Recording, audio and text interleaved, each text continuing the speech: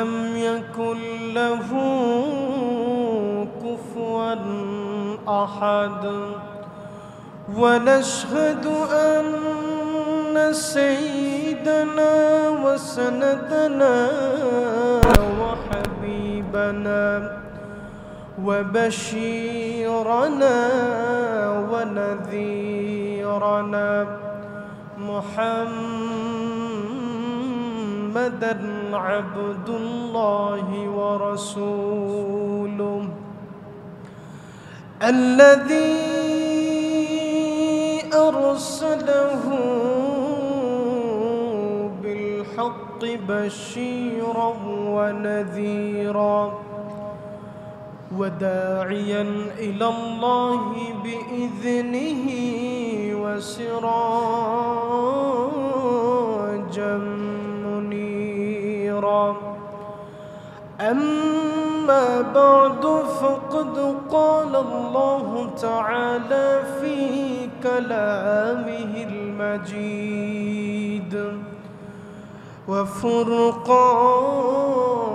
وفرقانه الحميد জবানটাকে খুলে দিয়ে জবানটাকে উজাড় করে দিয়ে সেই মহান রবকে খুশি করার জন্য পড়ি আউযু বিল্লাহি মিনাশ শাইতানির রাজিম বিসমিল্লাহির রাহমানির রহিম والذين آمنوا ولم يلبسوا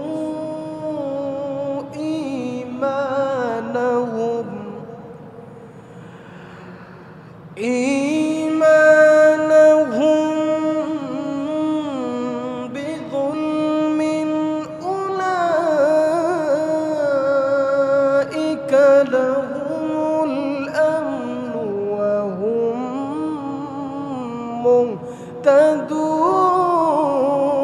مهتدون إن الله وملائكته يصلون على النبي يا أيها الذين آمنوا صلوا عليه وسلموا تسليما اللهم صل على محمد وعلى آل محمد كما صليت على إبراهيم وعلى آل إبراهيم إنك حميد مجيد اللهم بارك على محمد وعلى آل محمد كما باركت على إبراهيم وعلى آل إبراهيم إنك حميد مجيد সকল প্রশংসা সেই মহান রব্বুল আলামিনের দরবারে যেই আল্লাহ আজ্জা ওয়া জাল আমাদেরকে দয়া করে মায়া করে তার ঘর মসজিদের মধ্যে বসার ব্যবস্থা করে দিয়েছেন তার অগণিত অসংখ্য বান্দাদের মধ্য থেকে আমাদেরকে বাছাইকৃত করে সেই আল্লাহ আজ্জা ওয়া জালের দরবারে কণ্ঠটাকে উজাড় করে দিয়ে হৃদয়ের সবটুকুন ভালোবাসা উজাড় করে দিয়ে সেই মহান রবকে খুশি করার জন্য সর্বোচ্চ কণ্ঠে সুউচ্চ কণ্ঠে শুকর গুজার করে বলি আলহামদুলিল্লাহ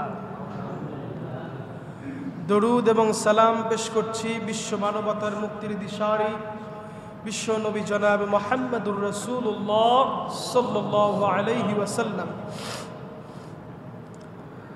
সম্মানিত প্রিয় মুসল্লিবৃন্দ আজকে অত্যন্ত গুরুত্বপূর্ণ একটি বিষয় নিয়ে আপনাদের সামনে আলোকপাত করার চেষ্টা করব বিষয়টি হচ্ছে তাওহীদের মাহাত্ম্য ও শিরিকের বিপর্যয় আমরা অনেকেই তাওহীদ সম্পর্কে আমাদের মধ্যে কোনো ধারণা নাই এখানে যারা বসে আছে তাদেরকে যদি বলা হয় তাওহীদ অর্থ কি বা তাওহীদের পূর্ণাঙ্গ রূপটা কি, আমি জানি না কয়জন মানুষ বলতে পারে এক্স্যাক্টলি তাওহীদ আসলে কাকে বলে। এই তাওহীদ সম্পর্কে আমাদের ধারণা না থাকার কারণে আমরা সেখান থেকে বিচ্যুতি ঘটিয়ে আমরা শিরকের মধ্যে লিপ্ত হচ্ছি।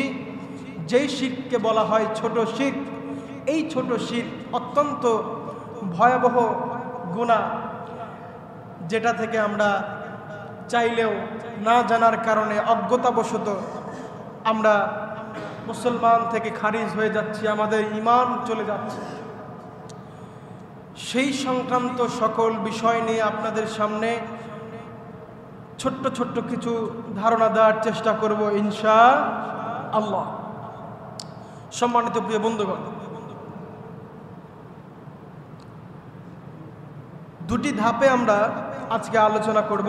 প্রথমে আমরা তাওহীদের মাহাত্ম্য সম্পর্কে জানার চেষ্টা করব এবং দ্বিতীয় ধাপে আমরা শিরকের যে বিপর্যয় রয়েছে, অর্থাৎ যে বিপর্যয়ের মধ্যে দিয়ে আমরা এখনো অবস্থান করছি শুধুমাত্র নিজেদের স্বার্থ সিদ্ধি হাসিল করার জন্য, আমরা আমাদের ঈমান আমলকে সেই সমস্ত বেদিন, নাস্তিক, মুরতাদ, ইহুদি, খ্রিস্টান, হিন্দু, বৌদ্ধ তাদের কাছে আমরা আমাদের ঈমানকে বিক্রি করে দিচ্ছি।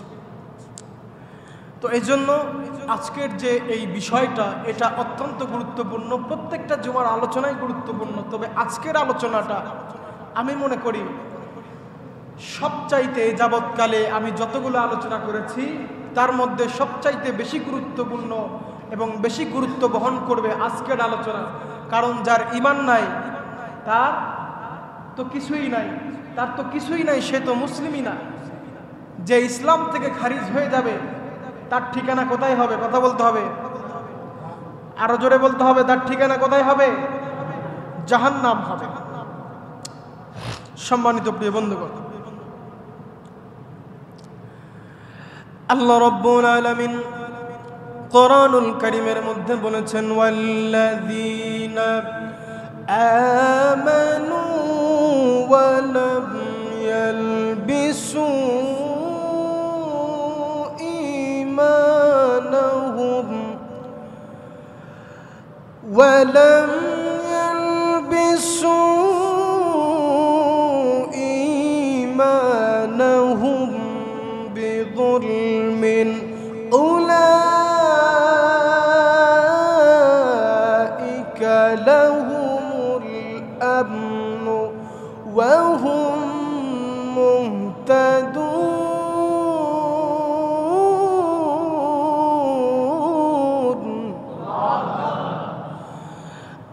সম্মানিত ভাইরা আমার, আল্লাহ রাব্বুল আলামিন কোরআনুল কারীমের মধ্যে বলেছেন, যারা ঈমান এনেছে, কি এনেছে? ঈমান যারা এনেছে এবং এই ঈমানকে যারা জুলুমের সঙ্গে মিশ্রিত করেনি। মারফু সূত্রে আব্দুল্লাহ ইবনে মাসউদ এবং অন্যান্য সাহাবীগণ হাদিসের মধ্যে বলেছেন যে হাদিসগুলো বর্ণিত হয়েছে, এই আয়াতটি যখন নাজিল করা হয় সাহাবীগণ বলতে লাগলেন, ওগো আল্লাহর নবী, আমাদের মধ্যে কি এমন কোনো ব্যক্তি আছে, এমন ব্যক্তি কি আমাদের মধ্যে রয়েছে যে নিজের নফসের সঙ্গে জুলুম করেনি? আল্লাহর নবী ডাক দিয়ে বললেন, ও সাহাবীরা, তোমরা জুলুম বলতে যেই জিনিসটা বুঝেছো, যেই বিষয়টা তোমরা উপলব্ধি করেছো, আল্লাহ তাআলা এখানে জুলুম বলতে শিরিককে বুঝিয়েছেন।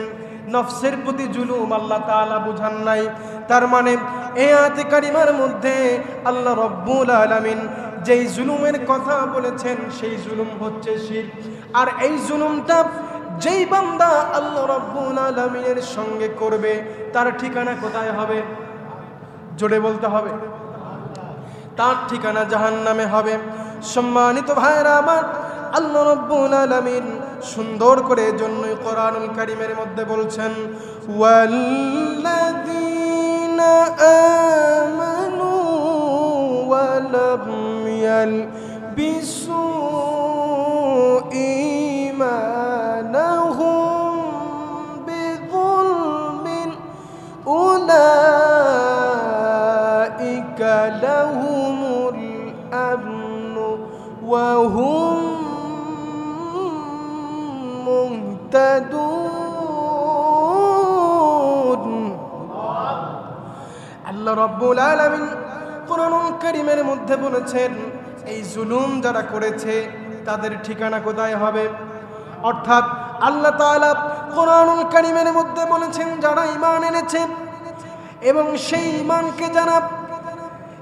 ঈমানকে যারা জুলুমের সঙ্গে মিশ্রিত করেনি, অর্থাৎ শিরকের সঙ্গে যারা এই ঈমানকে মিশ্রিত করেনি, আল্লাহ তাআলা বলছেন তাদের জন্য আমি আল্লাহ সুন্দর একটা জান্নাতের ব্যবস্থা করে রেখে দিয়েছি। সম্মানিত ভাইরা আমার, সম্মানিত বন্ধুগণ আমার, শুধু তাই নয়, হাদিসের মধ্যে সুন্দর করে আমাদেরকে বলা হয়েছে যে শিরক থেকে যারা বেঁচে থাকতে পারবে তাদের জন্য রয়েছে জান্নাত।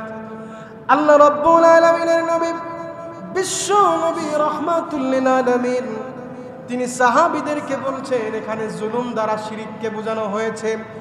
আল্লাহর নবী বলছেন তোমরা কি শুনোনি লোকমান হাকিম অর্থাৎ লোকমান আলাইহিস সালাম তার সন্তানকে কি নির্দেশ দিয়েছিলেন, তার সন্তানকে তিনি কি বলেছিলেন? ইয়া বুনাইয়া লা তুশরিক বিল্লাহ ইন্নাশ শিরকা লাযুলমুন আযীম।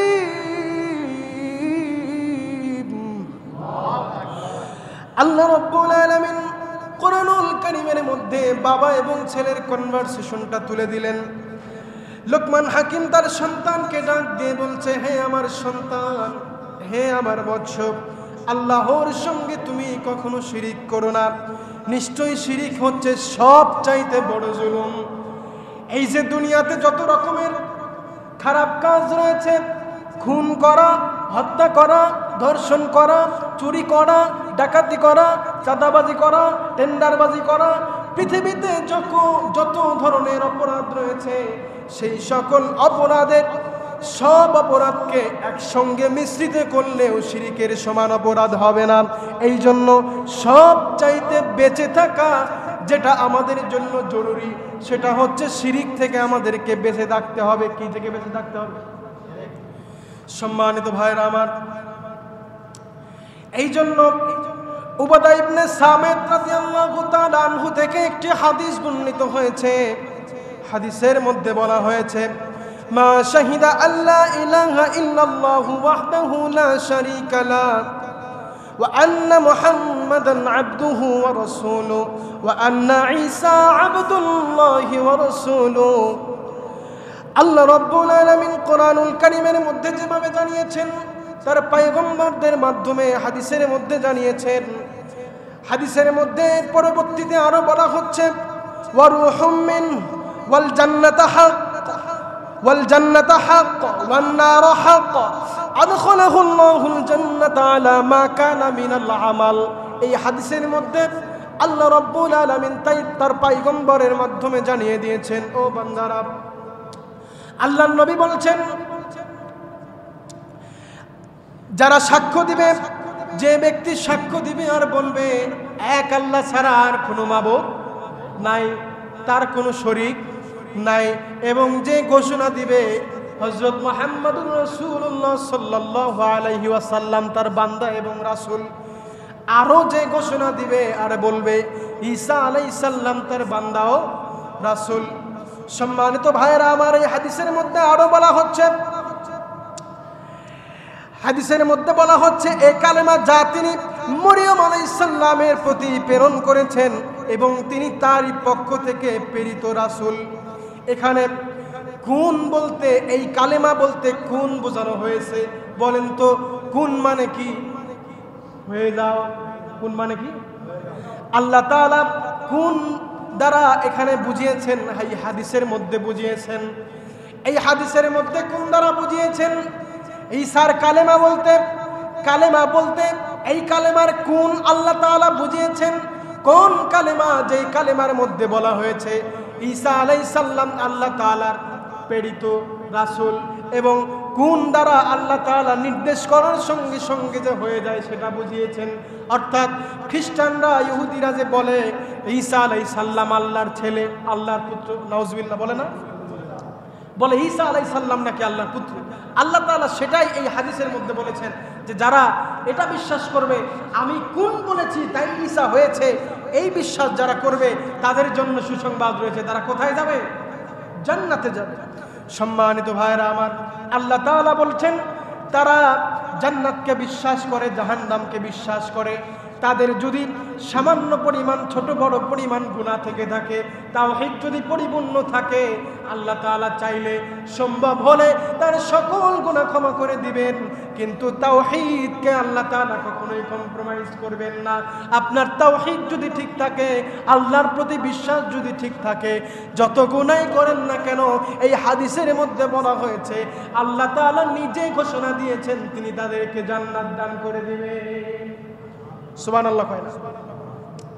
সম্মানিত প্রিয় বন্ধুগণ, এই জন্য ইমাম বুখারী রাদিয়াল্লাহু তাআলা আনহু তিনি হাদিসের মধ্যে বলেছেন ফাইন্নাল্লাহা হাররামা আলান নার ফাইন্নাল্লাহা হাররামা আলান নার মান ক্বালা লা ইলাহা ইল্লাল্লাহ ইয়াবতাগি বিযালিকা ওয়াজহুল্লাহ। হাদিসের মধ্যে বলা হয়েছে যে ব্যক্তি একবার পাঠ করলো লা ইলাহা ইল্লাল্লাহ, একবার বলল লা ইলাহা ইল্লাল্লাহ, তাকে জাহান্নামের আগুন কখনোই স্পর্শ করবে না। এখন আপনারা হয়তো ভাবতেছেন যে ব্যক্তি একবার মুখ দিয়ে বলবে লা ইলাহা ইল্লাল্লাহ, আল্লাহ তাআলা তাকেই বোধহয় জান্নাত দিবেন। এটা আমাদের বোঝার। কেউ একবার মুখ দিয়ে বলল সে জান্নাতে চলে যাবে, জাহান্নাম তাকে স্পর্শ করবে না, এটা এমন নয়। সেই কালেমাকে বাস্তবে রূপান্তরিত করতে হবে। সেটা মুখ দিয়ে বললে হবে না, কার্যত আপনাকে সেটা সম্পাদন করতে হবে। তবেই আপনি এই কালেমার বদৌলতে, এই তাওহীদের বিশ্বাসের বদৌলতে আপনি জান্নাতে প্রবেশ করবেন। আল্লাহ তাআলা তাওহীদটাকে দুটো ভাগে ভাগ করেছেন। তাওহীদ না, সরি, এই কালেমাটাকে দুটো ভাগে ভাগ করেছেন। কয় ভাগে? দুই ভাগে। একটা হচ্ছে রাসূলুল্লাহ সাল্লাল্লাহু আলাইহি ওয়াসাল্লামের রিসালাতকে স্বীকার করা এবং সেই রিসালাতকে পরিপূর্ণভাবে বিশ্বাস করা। কি করা?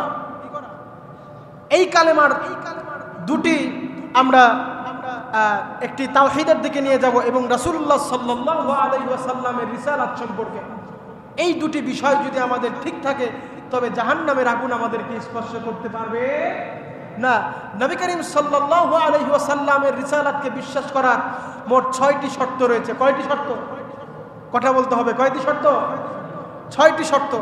1 নম্বর, স্বীকারোক্তি সহ আন্তরিক বাহ্যিকভাবে রাসূলুল্লাহ সাল্লাল্লাহু আলাইহি ওয়াসাল্লামের রিসালাতকে বিশ্বাস করা। কি করা? বিশ্বাস করা। 2 নম্বর, প্রকাশ্যে সেই কালেমাটুকুন উচ্চারণ করা। অর্থাৎ কালেমায় যেরকম রয়েছে লা ইলাহা ইল্লাল্লাহ মুহাম্মাদুর রাসূলুল্লাহ, আমরা মুহাম্মাদুর রাসূলুল্লাহর এই যে শর্ত রয়েছে সেই শর্ত সম্পর্কে জানছি। এরপরে আমরা জানবো লা ইলাহা ইল্লাল্লাহ। এই লা ইলাহা ইল্লাল্লাহ অর্থাৎ তাওহীদ, এই তাওহীদ সম্পর্কে আমরা জানবো যে তাওহীদের মোট 10টা শর্ত আলেমরা দিয়েছেন।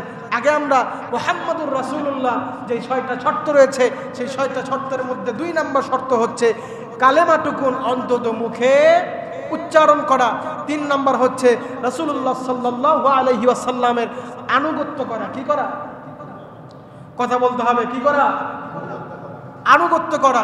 4 নম্বর হচ্ছে তিনি অতীত, ভবিষ্যৎ এবং যে সকল বিষয়গুলো অতীত এবং ভবিষ্যতে আল্লাহর নবী বলে গিয়েছেন সেই সকল অদৃশ্য বিষয়ের সংবাদ তিনি যা দিয়েছেন সেগুলোর সত্যায়ন করা। সত্যায়ন কিভাবে করবে? কোরআন এবং হাদিস সম্পর্কে আমাদেরকে বেশি বেশি পড়া, বেশি বেশি জানা, বেশি বেশি কোরআনের মজলিসে আমাদেরকে বসতে হবে, তাহলে আমরা জানতে পারবো। তাহলে 4 নম্বর শর্ত গেল। 5 নম্বর শর্ত হচ্ছে নিজের জীবন, নিজের ধন, এটা তো হাদিসের মধ্যে রয়েছে, নিজের জীবন, নিজের ধন, নিজের সন্তান সন্ততি, নিজের মা বাবা, সকল কিছুর চাইতে যাকে ভালোবাসতে হবে তিনি কে?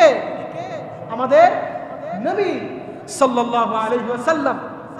6 নম্বর হচ্ছে নবী করিম সাল্লাল্লাহু আলাইহি ওয়াসাল্লামের কথাকে সকল কথার উপরে প্রাধান্য দিতে হবে। নবী করিম সাল্লাল্লাহু আলাইহি ওয়াসাল্লামের কথা মানে কি? কথা মানে হচ্ছে হাদিস। যে হাদিস আল্লাহর নবী আমাদের জন্য রেখে গিয়েছেন, সেই হাদিসকে সকল কিছুর ঊর্ধ্বে আমাদেরকে প্রাধান্য দিতে হবে। দুনিয়াতে যাই হয়ে যাক, যত বিপদই আসুক, সেই বিপদ থেকে বাঁচার জন্য আল্লাহর নবীর হাদিসের বিরুদ্ধে আমাদের অবস্থান নেওয়া যাবে না। এই শর্তের মধ্যে এটা বোঝানো হয়েছে। এজন্য নবী করিম সাল্লাল্লাহু আলাইহি ওয়াসাল্লামের হাদিস অর্থাৎ নবী করিম সাল্লাল্লাহু আলাইহি ওয়াসাল্লামের কথাকে আমাদের সকল কিছুর ঊর্ধ্বে প্রাধান্য দিতে হবে। ক্লিয়ার? এবার আসেন লা ইলাহা ইল্লাল্লাহ। এই লা ইলাহা ইল্লাল্লাহ অর্থাৎ তাওহীদের মোট 10টি শর্ত। এই কালেমার মোট 10টি শর্ত ইমামরা দিয়েছেন, বিভিন্ন আলেমরা দিয়েছেন। 1 নাম্বার শর্ত হচ্ছে আল ইলম। কি বলতে হবে? কি? আল ইলম। আমার সঙ্গে বলেন আল ইলম। ইলম অর্থ কি? জ্ঞান অর্জন করা। জ্ঞান অর্জন করতে হবে, জানতে হবে, শিখতে হবে, পড়তে হবে। 2 নাম্বার হচ্ছে দৃঢ় বিশ্বাস। আল্লাহ তাআলার প্রতি দৃঢ় বিশ্বাস থাকতে হবে, তাকদীরের প্রতি দৃঢ় বিশ্বাস থাকতে হবে। 3 নাম্বার হচ্ছে ইখলাস অর্থাৎ একনিষ্ঠতা থাকতে হবে। 4 নাম্বার হচ্ছে সত্যায়ন। 4 নাম্বার হচ্ছে সত্যায়ন অর্থাৎ আপনি যেটা করছেন সেটা বাস্তবে সত্যায়ন করে বাস্তবে সেটা রূপান্তরিত করতে হবে। 5 নাম্বার হচ্ছে মাহাব্বত, ভালোবাসা অন্তরের মধ্যে থাকতে হবে। 6 নাম্বার হচ্ছে বশ্যতা স্বীকার করতে হবে। কার বশ্যতা স্বীকার করব আমরা? জোরে বলতে হবে কার? আল্লাহ তাআলার বশ্যতা আমরা স্বীকার করব। তারপরে 7 নাম্বার হচ্ছে কবুল অর্থাৎ আমরা গ্রহণ করব। 8 নাম্বার হচ্ছে কুফর থেকে আমাদেরকে বিরত থাকতে হবে। সম্মানিত প্রিয় বন্ধুগণ, সময় সংক্ষেপ যেহেতু, এজন্য আমি সংক্ষিপ্ত আকারে আপনাদের সামনে উপস্থাপন করছি। আল্লাহ তাআলা সুন্দর করে বলেছেন কোরআনুল কারীমের মধ্যে, ইন্নাল্লাহা লা ইয়াগফিরু আন ইউশরাকা বিহি ওয়া ইয়াগফিরু মা দুনা যালিকা লিমান ইয়াশা। আল্লাহ পাক রব্বুল আলামিন কোরআনুল কারীমের মধ্যে বলেছেন, আল্লাহ শিরক ছাড়া অন্য সকল গুনাহ যাকে ইচ্ছা ক্ষমা করে দিবেন। মানে শিরক ছাড়া আপনি যত গুনাহই করেন, যাকে ইচ্ছা আল্লাহ তাআলা চাইলে আপনাকে সব গুনাহ ক্ষমা করে দিবেন, কিন্তু এই শিরকের গুনাহ আল্লাহ তাআলা ক্ষমা করবেন না। আচ্ছা বলেন তো, আপনি একটা পচা নর্দমার ভিতরে, ড্রেনের ভিতরে আপনি পড়ে গেলেন, কিংবা আপনার একটি হাত নাই হয়ে গেল, আপনার একটি পা নাই হয়ে গেল, আপনি গুলিবিদ্ধ হলেন, সেই পাটি কেটে ফেলে দেওয়া লাগলো। আচ্ছা বলেন তো, যেই পাটি আপনি ফেলে দিলেন সেই পাটি কি আপনি আবার পুনরায় জোড়া লাগাতে পারবেন? শিরক হচ্ছে এমন একটা বিষয় যেটা আপনি কখনোই অন্য কিছু দিয়ে পূরণ করতে পারবেন না। এই জন্য আল্লাহ তাআলা বলেছেন, শিরকের সঙ্গে আমার কোনো মুমিন বান্দাদের সম্পর্ক থাকতে পারে না। কিন্তু আজকাল আমরা চারিদিকে যে বিষয়গুলো লক্ষ্য করছি, সে বিষয়গুলোর দিকে যদি আমরা একটু দৃষ্টিপাত করি, তাহলে আমরা সে বিষয়গুলো জানতে পারবো। আল্লাহর নবী একটি হাদিসের মধ্যে বলেছেন যে শেষ জামানায় কিছু উম্মত আসবে যারা মূর্তির পূজা করবে। কিসের পূজা করবে? কথা বলে না।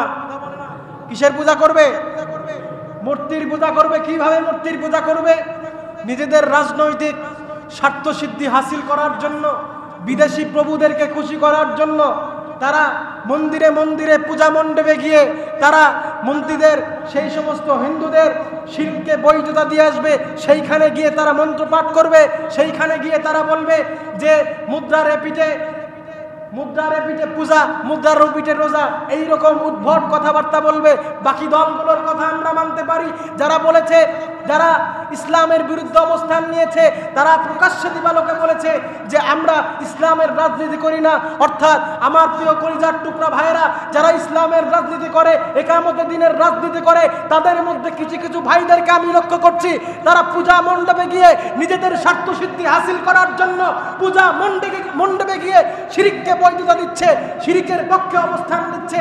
আচ্ছা বলেন তো, কেউ যদি আপনার বোনকে ধর্ষণ করে, কেউ যদি আপনার ভাইকে ধর্ষণ করে, কেউ যদি যদি আপনার মার সম্ভ্রম কেড়ে নেয়, কেউ যদি আপনার বাবাকে হত্যা করে, কেউ যদি আপনার মাকে হত্যা করে, কেউ যদি আপনার পরিবার পরিজনকে হত্যা করে, সে যদি হত্যা করে সেটাকে সেলিব্রেশন করার জন্য একটি অনুষ্ঠান প্রয়োগ করে, একটি অনুষ্ঠান আয়োজন করে, আপনি কি সেই অনুষ্ঠানে গিয়ে বলবেন আপনাকে পূর্ণ স্বাধীনতা দেওয়া হলো?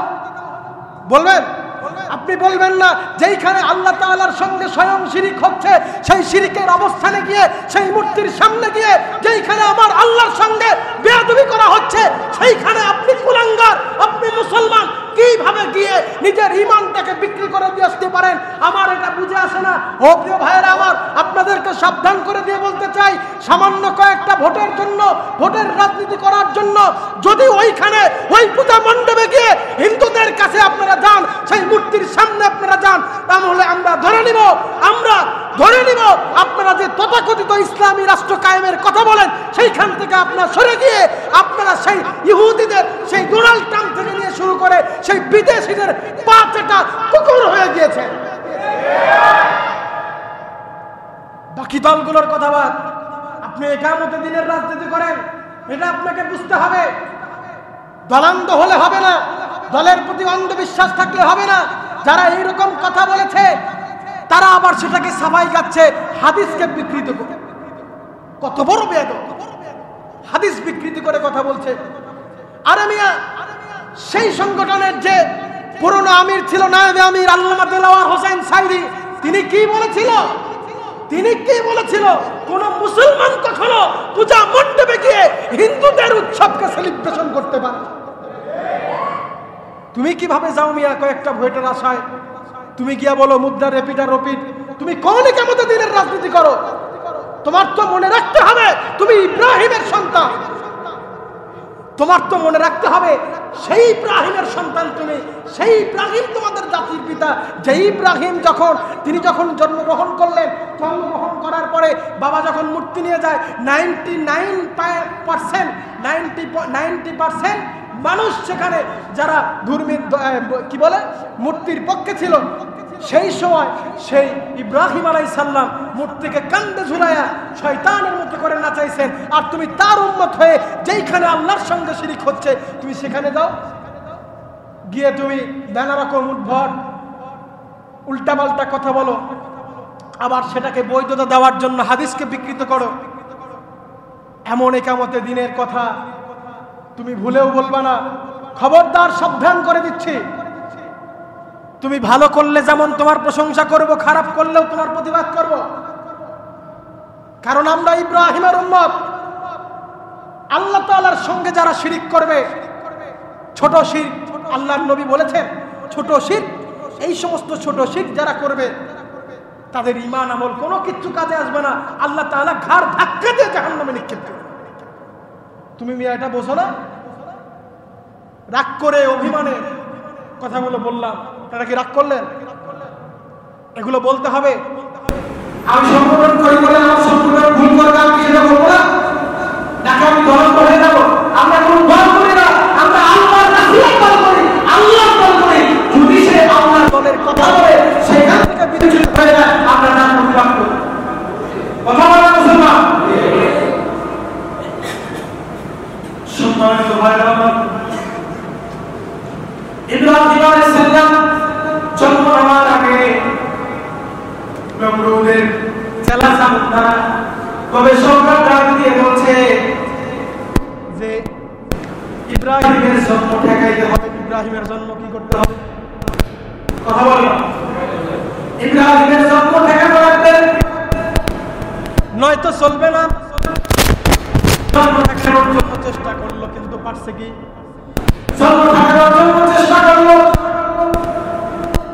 ইব্রাহিমের বাবা আজরকে ডাক দিয়ে বলা হলো, ও আজর, তোকে আমি দায়িত্ব দিলাম, যা যা যা, তুই একটু পাহারা দে, কেউ যেন কোনো স্ত্রীর সঙ্গে মিলিত হতে পারে না। 144 ধারা জারি করে দিলেন, কোন স্বামী যেন তার স্ত্রীর কাছে যেতে না পারে। 144 ধারা জারি হয়ে গেল। আজরকে দায়িত্ব দেওয়া হলো। আল্লাহ তাআলা এমন একটা বাতাস দিলেন, আজরের যৌবন আরো জাগ্রত হয়ে গেল। তার মন শুধু রোমান্টিকতা খোঁজে। কি খোঁজে? রোমান্টিকতা খোঁজে। স্ত্রীর কাছে যাওয়ার জন্য আরো পাগল প্রায় হয়ে গেলেন। এদিকে সৈন্যরা একের উপরে পা দিয়ে ঘুমিয়ে গেল। আজর মনে মনে খুশি, স্ত্রীর কাছে গেল, জন্ম হয়ে গেল, স্ত্রীর ভিতরে চলে গেল। সম্মানিত ভাইরা আমার, এবার কিছুদিন যাবার পরে ইব্রাহিম আলাইহিস সালাম যখন বড় হয়ে গেল, বড় হবার পরে মাকে জিজ্ঞেস করলো, মা আমার প্রভুকে? তিনি বললেন, আমি তোমার প্রভু। মাকে বলা হলো, মা তুমি কার প্রভু? তোমার প্রভুকে? তিনি বললেন, আমার প্রভু হচ্ছে তোমার বাবা, কারণ তোমার বাবা আমাদেরকে খাওয়ায়। বাবার প্রভুকে? তার মা বলল, তোমার বাবার প্রভু হচ্ছে নমরুদ। নমরুদের প্রভুকে? এবার আর কথা বলে না, বলে চুপ বাবা, বেশি কথা বলা যাবে না, বেশি কথা বললে তোমার জন্য বিপদ রয়েছে। সম্মানিত ভাইরা আমার, যে বিষয়টা আমি বলতে চাই, এরপরে মূর্তি বিক্রি করার জন্য আজর তার সন্তানকে নিয়ে, ইব্রাহিমকে নিয়ে রওনা করলেন।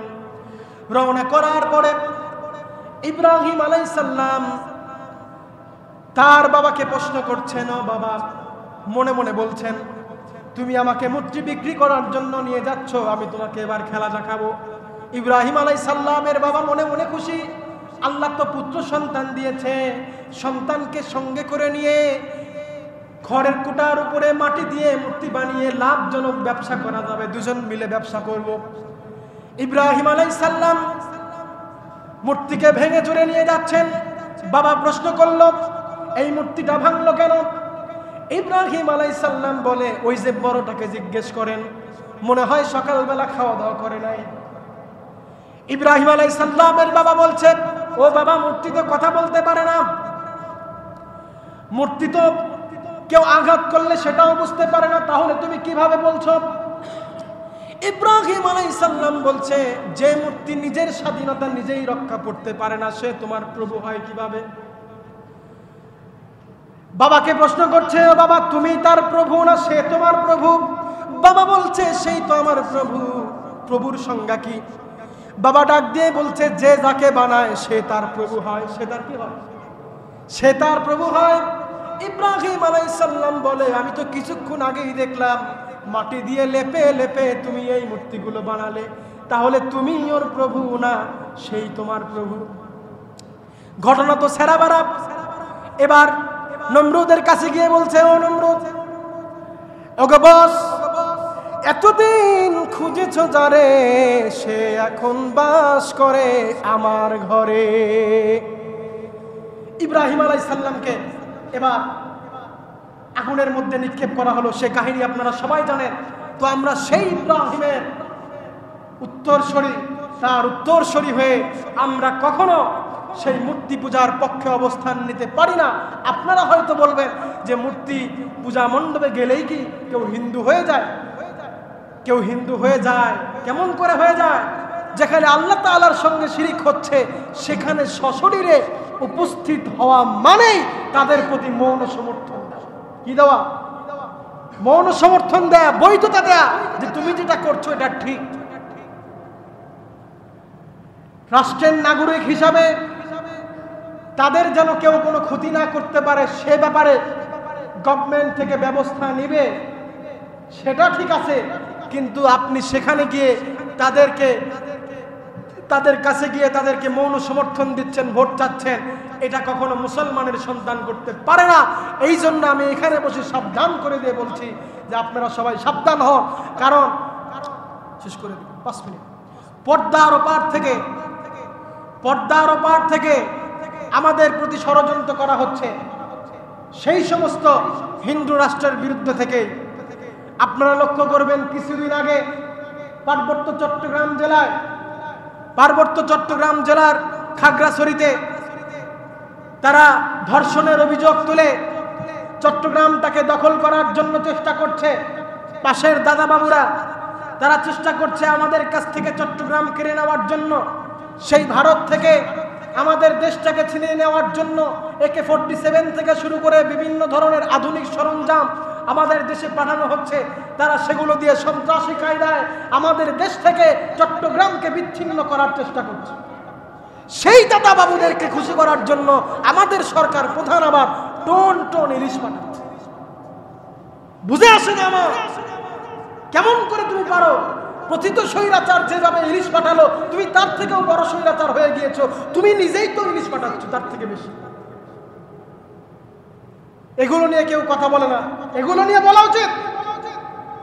যেই শয়তান জারজ রাষ্ট্ররা, যেই দিল্লির দাদাবাবুরা আমাদের দেশকে দখল করার জন্য চেষ্টা করছে, তাদেরকে সাবধান করে বলছি, আল্লাহর কসম, তোমরা যদি আমাদের দেশটাকে দখল করার জন্য আবার হাত বাড়াও, বাংলাদেশের 50 লক্ষ যুবক হাতে তলোয়ার নিয়ে তোমাদের দেশ, তোমাদের দিল্লিকে তছনছ করে দিবে। কথা বলে না মুসলমান? জিহাদের জন্য প্রস্তুত থাকে। ইসলামী রাষ্ট্র যখন এই দেশে কায়েম হবে, তারা সর্বশক্তি দিয়ে আমাদের দেশে হানা চালাবে, আমাদের দেশে আক্রমণ চালাবে। তখন আমাদেরকে যুদ্ধের জন্য প্রস্তুতি গ্রহণ করতে হবে। আমাদের কিচ্ছু নেই, আমাদের কিচ্ছু নেই, আমাদের শুধু ঈমান রয়েছে, যে ঈমানের শক্তি দিয়ে আমরা সকল পরাজিত শক্তিকে পরাজিত করবো ইনশাআল্লাহ।